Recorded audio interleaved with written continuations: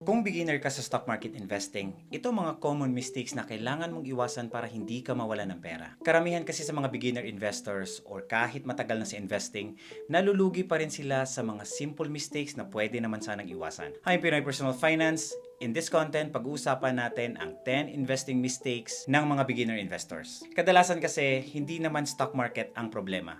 Ang problema ay ang mga maling desisyon na ginawa natin bilang investor. May mga tao kasi na naghahabol ng mga investment na nangangako ng malaking returns, malaking dividends, o mabilis ang pera. Tapos yung iba naman, bumibili ng stocks dahil nakita lang nila sa social media. At meron ding sumusubok ng mga advanced strategies kahit hindi pa nila naiintindihan ang basic ng investing. Sa madaling salita, maraming investors ang naglalabas agad ng pera kahit hindi pa nila ginagawa ang sariling research at due diligence. Kaya kung ready ka na, simulan na natin. Mistake number 1, chasing investments. Napaka-common ito sa mga Filipino investors. Kapag may nakita kasi silang investment na nangangako ng napakalaking return, marami agad ang pumapasok kahit hindi pa nila masyadong naiintindihan kung anong klaseng investment ito. Mostly kasi ng mga beginner investors na aakit sila sa mga malalaking numbers like 20% dividend yield, 10% return every month, or kung ano-ano pang mga promises ng mabilisang pera o paglaki ng kapital. At dahil nakaka-excite ang mga ganitong numbers, minsan mas nauuna pa ang emosyon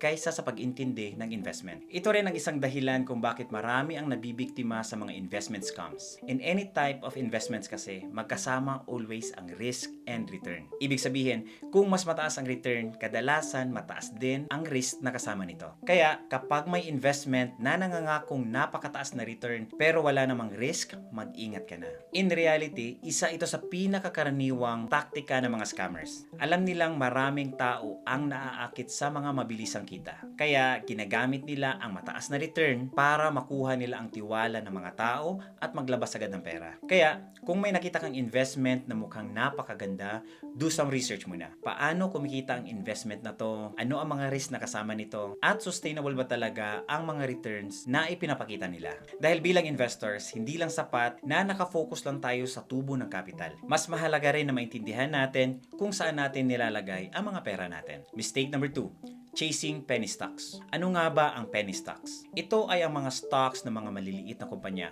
Mostly yung presyo nila is cheap. At dahil mura yung presyo, iniisip agad ng iba, kapag tumaas ng konti, baka lumaki rin ang kita ko. Which is wrong. Sa investing, hindi ibig sabihin kapag mura ang presyo ng stock ay magandang investment na ito. Ang presyo ng isang share kasi ay hindi nagsasabi kung maganda o pangit ang isang kumpanya. Karamihan ng mga penny stocks ay mga maliliit na negosyo. Hindi kumikita o may mga challenges na maaaring makaapekto sa growth nila. Kaya sobrang risky ang penny stocks kung hindi mo alam ang ginagawa mo. Pwedeng tumaas ang presyo ng ganon kabilis at pwede din itong bumagsak ng ganon kabilis. Madalas, mas malaki ang swing ng presyo ng mga penny stocks kaysa sa mga malalaking kumpanya. Kaya madalas silang hype sa social media.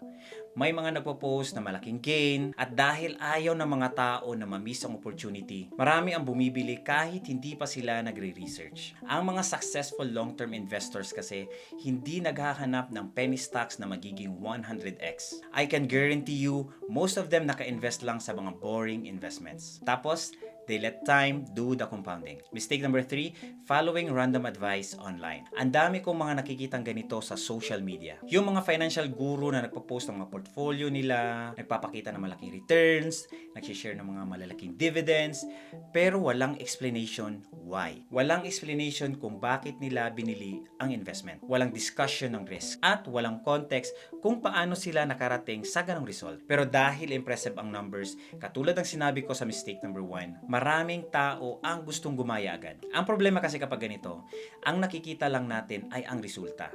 Hindi natin nakikita ang buong kwento. Kung ilang beses ba sila nalugi bago sila kumita at lalong hindi din natin alam kung bagay ba talaga ang investment na yon para sa atin. Majority ng mga financial guru, ang ipinapakita lang nila sa social media ay puro panalo. Mga successful trades, malaking gains at mga dividends na natatanggap nila. Pero rarely nila ipinapakita ang mga maling desisyon, mga naluging investments, at ang total return ng investment nila. Para kang nagbasa ng libro at dumiretso ka na sa last page. Alam mo yung ending pero hindi mo alam ang buong storya. And remember this, hindi ibig sabihin na kumikita ang investment sa ibang tao ay kikita ka rin kung gagayahin mo. Magkaiba kasi tayo ng income, financial goals, time horizon, at magkaiba rin tayo ng risk tolerance. Kaya ang investment na tama para sa kanila ay hindi automatic na tama din para sa'yo. Because once you understand investing, you will see most successful investors ay hindi basta sumusunod kung ano ang trending online. Mas interesado silang maintindihan kung kumikita ang negosyo, ano ang mga risk nito, at bagay ba talaga ito sa investment plan nila. Mistake number 4, trading too early. Madalas nating makita ang mga screenshots sa social media like Facebook, TikTok, at marami pang iba ng malaking gains in just couple of days. O kaya mga video na nagpapakita na kumita sila ng mga hundreds or even thousands sa loob lang ng ilang oras. Tapos karamihan sa mga beginner investors susubok agad ng mga trading kahit hindi pa sila comfortable sa market volatility. Wala rin silang malinaw na plano at wala din silang malinaw na strategy. At minsan hindi pa nila lubos na iintindihan ang risk na kanilang pinapasok. At dahil mabilis gumalaw ang market, mabilis ding mawala ang pera kapag mali ang desisyon mo. And most of the time, emotion ang nagiging kalaban. Kapag kumikita ka kasi sa day trading, gusto mong dagdagan ng risk. Kapag nalugi ka naman, gusto mong bawiin agad ang natalo mo. And nothing wrong kung gusto mo talagang pag-aralan ang day trading. Pero para maging successful investor ka, kailangan mo lang ng regular mag-invest, stay consistent, at hinahayaan mo na ang compounding na ang magpalaki ng pera mo over time. Mistake number 5, trying to time the market. Buy low, sell high. Narinig mo na siguro ang term na yan sa investing. Sa unang tingin, parang magandang strategy. Pero in reality, napakahirap nitong gawin. Kung gusto mong i-timing ang market, kailangan mo ng dalawang perfect decision. Number 1, kailan ka lalabas? At number 2, kailan ka babalik? At kahit mga professional na mga investors at mga fund managers, nahihirapan na gawin ito consistently. Ang problema kasi kapag naghihintay ka ng perfect timing, madalas wala ka nang ginagawa. Habang naghihintay ka na bumaba ng ilang cents or right price, tuloy-tuloy namang umaakyat ang market. Tapos kapag bumagsak naman ang market, natatakot kang bumili dahil baka bumaba pa ulit. Ang pinaka-the best na strategy na pwede mong gawin, buy low-cost index funds or ETF, buy it every month, and hold it forever. Walang selling. Time in the market is usually more important than timing the market. Mistake number 6, ini-ignore ang overall market. Ang ibang investors ay sobrang focus sa isang company, habang ini-ignore naman nila kung ano ang nangyayari sa overall na stock market. Halimbawa, bumili ka ng shares ng isang magandang company. Lumalaki ang kita nila, maganda ang negosyo, at mukhang tama naman ang lahat. Pero habang bumabagsak ang stock market dahil sa recession, mataas na interest rates, o economic uncertainty, kahit maganda pa rin ang performance ng kumpanya, possible pa rin bumaba ang stock price nito dahil bumagsak ang buong stock market. Malaking bahagi kasi ng stock market ay hindi lang galing sa isang kumpanya, kundi sa galaw ng overall market. Maraming investors ang nakakalimutang tignan ang mas malalaking factors tulad ng economy, interest rates, inflation, market conditions, at mga global events. Ang mas mahalagang maintindihan ay mostly ups and down ng stock market ay hindi lang nanggagaling sa isang kumpanya. At ito rin ang dahilan kung bakit maraming long-term investors ang pinili ang mga diversified index funds. Mas mahalaga kasing nakafocus sa pagbuo ng diversified portfolio kaysa sa paghanap ng susunod na winning stocks. Mistake number 7, falling for extremely high dividends. Marami agad ang naa-attract kapag nakakakita sila ng stock na nagbibigay ng malaking dividends. Kapag nakita nila na 5%, 10%, or kahit 15% na dividend yield, iniisip nila, wow, ang laki ng dividend. Ito na siguro ang best investment. Pero hindi ganun kasimple ang investing. Isa ito sa mga dahilan kung bakit maraming investors ang nabibiktima sa tinatawag na yield chasing. Yung naghahabol ka ng pinakamataas na dividend nang hindi mo naintindihan kung bakit mataas sila in the first place. Ang dividend kasi ay hindi siya libreng pera. Meron akong video na nag-deep dive about this topic. Check mo na lang, baka makatulong sa'yo. For simple explanation, kapag nagbayad ng dividend ng isang kumpanya, lumalabas lang na ang pera mula sa kumpanya na napunta sa shareholders. Pero in reality, the day na nagbayad sila ng dividend, kadalasang bumababa din ang stock price nila ng halos kaparehong halaga ng dividend na binigay nila. Kaya hindi ka talaga yumayaman dahil nakatanggap ka ng dividend. Ngayon, hindi naman ibig sabihin na masama ang dividends. Maraming magagandang company ang nagbibigay ng mga dividends. Ang problema lang kasi, kapag bumili ang investor ng stock dahil sa mataas na dividend. Ang mas mahalaga kasi, instead na mag-focus ka sa mga dividend yield, tignan mo ang quality ng kumpanya, kita at profitability, financial growth, long-term growth potential, diversification. Hindi kasi ibig sabihin na mataas ang dividend ay magandang investment na agad. Minsan, ang sobrang taas na dividend yield ay warning sign na yan at hindi opportunity. Kaya, mas mahalagang mag-focus sa total return.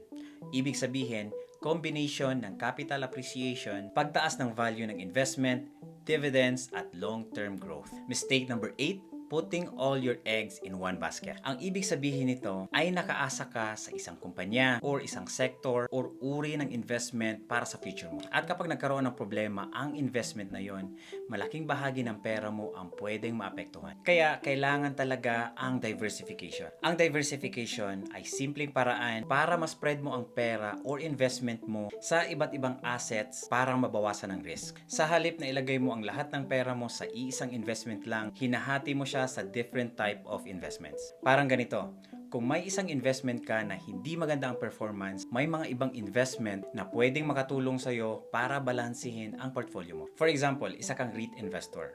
May 500,000 ka para i-invest. At dahil gusto mo ang dividend, ilalagay mo ang lahat ng 5,000 na yan sa REITs. Kapag maganda ang performance ng REITs, syempre, masaya ka. Pero paano kung bumaba ang occupancy rate, mahirapan ang real estate sector, bumaba ang rental income, o magkaroon ng economic slowdown? Maaaring bumaba ang value ng investment portfolio mo. Dahil dito ka lang nakafocus sa iisang class. Ito ang mas better and mas diversified na approach. Instead na ilagay mo siya sa REITs, pwede mong i-diversify ang portfolio mo. 80% sa stocks or index funds, 10% sa REITs, at 10% sa bonds or cash. Sa ganitong paraan, hindi ka nakaasa sa iisang investment lang. Hindi kasi natin alam ang magiging performance ng investment sa susunod na 10, 20, or even 30 years. Kaya sa halip na hulaan mo ang next big winner, mas magandang magkaroon ng diversified na portfolio. Meron din akong detailed video about diversification. Check mo na lang, baka makahelp sa'yo. Mistake number 9. Ignoring liquidity and trading volume. Marami sa atin ang tinitignan lang ang presyo, dividend, at past performance. Pero nakakalimutan nila ang importanteng tanong. Kung kailangan kong ibenta bukas ang investment ko, gaano kadali itong mabibenta? At dito papasok ang liquidity. Ang liquidity ay kung gaano kadaling bumili o magbenta ng isang investment na hindi gaanong naapektuhan ang presyo. Sa madaling salita, kapag mataas ang liquidity, madali kang nakakapag-buy and sell. Kapag mababa naman ang liquidity, mahihirapan ka maghanap ng buyer or seller. Para mas maintindihan mo, isipin mo na lang na nagbenta ka ng iPhone. Kung latest model siya at binibenta mo, malamang maraming tao ang gustong bumili nito at mabilis itong mabibenta sa presyong gusto mo. Pero paano naman kung sobrang luma na yung model? Posible kaya na mabibenta mo siya? Merong possibility na matatagalan kang maghanap ng buyer at baka kailangan mo pang ibaba ang presyo para lang may bumili. Ganon din sa investing. Hindi lahat ng mga stocks, REITs, ETF ay pare-pareho ang liquidity. Ngayon pag-usapan naman natin ang trading volume. Ang trading volume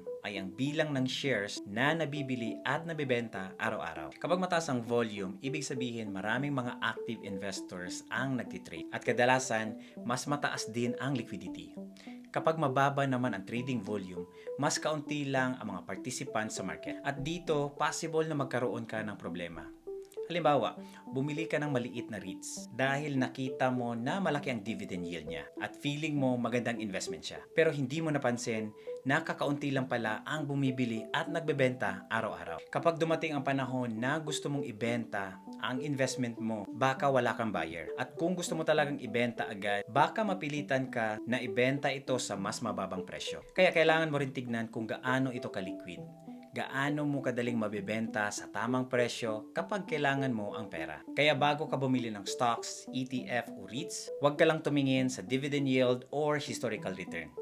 Tignan mo din ang liquidity at trading volume. Mistake number 10, investing without emergency fund. Ang last mistake na ito, ang isa sa pinaka-underrated pero dapat alam talaga ng mga beginner investor. Huwag ka munang mag-invest kung wala ka pang emergency fund. Naiintindihan ko kung bakit nangyayari ito. Kapag nagsisimula ka palang mag-aral tungkol sa investing, nakaka-excite makita ang mga potential return. Nakakatuwang isipin na lumalaki ang pera mo habang naka-invest. Kaya minsan, gusto ng mga tao na ilagay lahat ang kanilang extra pera sa mga stocks or ETF. Pero may isang problema.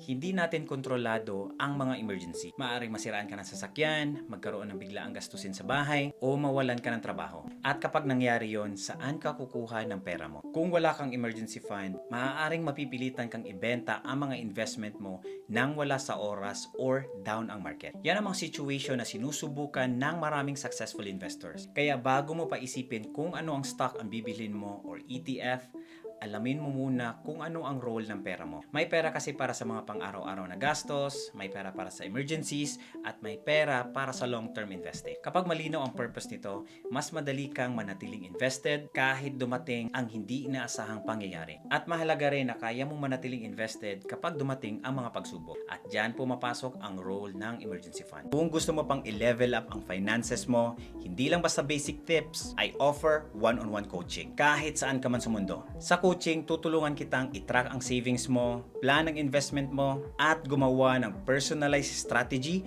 para ma-reach mo ang financial milestone mo. Imagine this, may guide ka sa bawat steps, mas malinaw ang direksyon, at mas mabilis ang progress, at mas confident ka sa bawat financial decision mo. Kung interesado ka, just click the link in the description below at mag-book ng session. Kahit nasaan ka man sa mundo, pwede pa rin tayong mag-work together para unti-unti mong ma-achieve ang goal na financial freedom. Alin ba sa mga investing mistakes ang nagawa mo na habang nagsisimula kang mag-invest? Ako personally, lahat ng mga mistakes na na-mention dito sa video na to are based in my experience. And I learn a lot from it. Kaya, huwag kang mahiyang mag-share sa comments, baka kasi makatulong ang experience mo sa ibang mga viewers o nanonood ng video na to. At kung may investing mistake ka na natutunan mo in the hard way, tapos hindi ko nabanggit sa video na to, i-comment mo na rin sa baba. Kung nakatulong po ang video na to, please don't forget to like, subscribe, and hit that notification bell para lagi kang updated sa mga coming videos ko. Thank you so much for watching and see you on the next one. Salamat!